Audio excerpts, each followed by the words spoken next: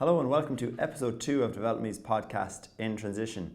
This podcast is our way of keeping the learnings from our workshops alive as you progress through transition year. Before we get into today's episode, I just want to say thanks so much for the positive feedback we've received on episode 1. It was really great to see schools showing an interest and tweeting about it, so thanks so much for that. To celebrate the launch of our podcast, we're actually going to be giving away a Garmin Forerunner 35. This is to encourage people that might not necessarily be that sporty to go out and get active during transition year. We'll be announcing details of that competition shortly on our Instagram, Facebook and Twitter pages, so keep an eye out for that. So look, let's move on to the topic of today's episode. People often look at transition year as a great year to work on their soft skills, and they're right, but the reality is soft skills are going to be something that you should be working on forevermore. In years to come, you and another person could be perfectly qualified to do a certain job, but who's going to be able to get along with or work with people better? Which brings me to the subject of today's podcast, 4 things to bear in mind as you work in teams. So you're going to be working in teams over transition year, and team projects should move much smoother for you if you bear these 4 things in mind, right? So the first thing to bear in mind, tip number 1, your idea may not be the best one.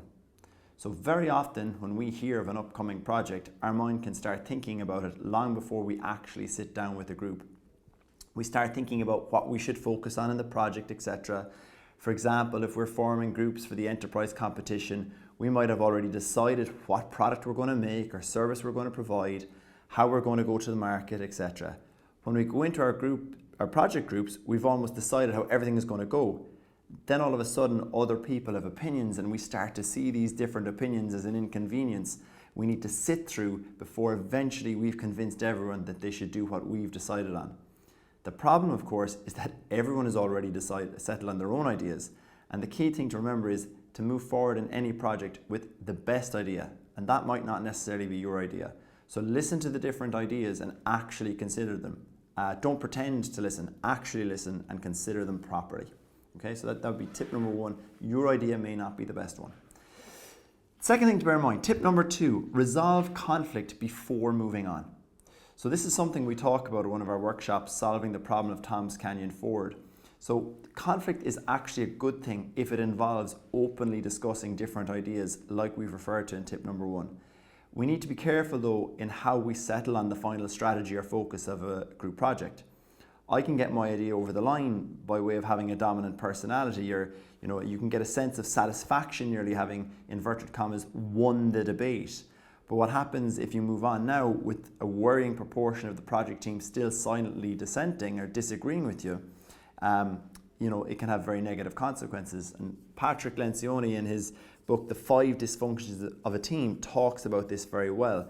The next thing that will happen where a project group moves on with the proportion of the team dissenting is that people will lack commitment for the rest of the project.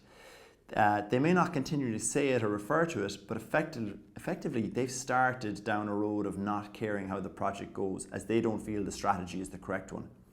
If you think about it, it's very difficult to commit to something that you don't think will work.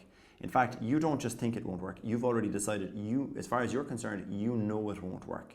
So the question afterwards then is whether the strategy or approach failed because it was a bad strategy, or did it fail because of a lack of effort in its implementation.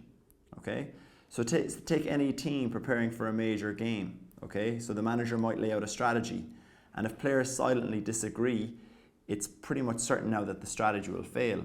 And because subconsciously it's very difficult to fully commit to a process you don't think will work.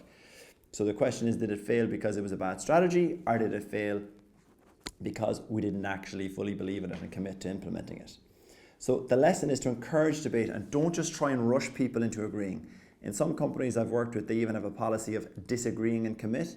It basically acknowledges that you won't always get your way, but you agree in advance that when you don't get your way, if it's been properly debated, that you will commit to whatever the group has decided.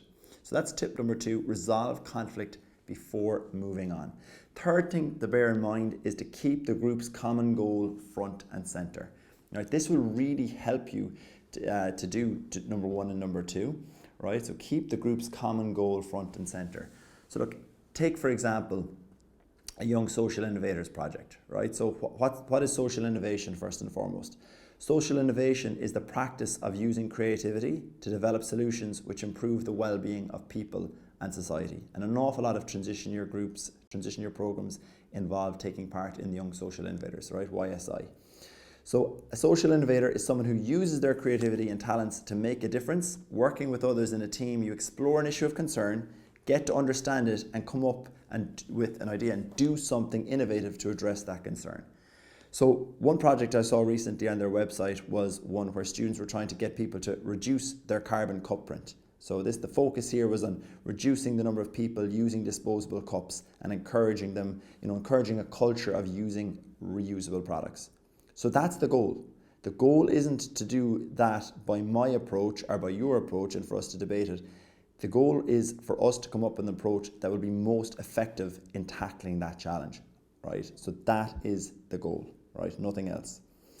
So that's tip number 3, keep the group's common goal front and center at all times. Fourth and final thing that we're going to talk about today to bear in mind is to demonstrate emotional intelligence, right?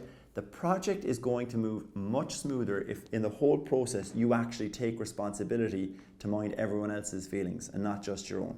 So what this looks like in practice is maybe complimenting someone if their idea is something you think that the group should actually go with. And also on the flip side of that, displaying some humility if you manage to come up with the idea that people think is the one to go with, right? So where possible, you want the project to be something everyone in the group looks forward to working on, and you want to be a person that everyone in the group looks forward to working with, right? So that really in a nutshell is what displaying emotional intelligence in the project sense is. So that's tip number 4, demonstrate emotional intelligence, right? So look, just to recap the 4 tips we give you for working in project groups from today's podcast. Tip number 1, your idea may not be the best one, and to be comfortable with that. Tip number 2, resolve conflict before moving on, or else it's just going to lead to further problems down the line. Tip number 3, keep the group's common goal front and center. What are ye as a group trying to achieve? And tip number 4, demonstrate emotional intelligence with how you interact with your project group. Okay, so that's it from us for today. Thanks very much for listening to episode 2 of our podcast, In Transition.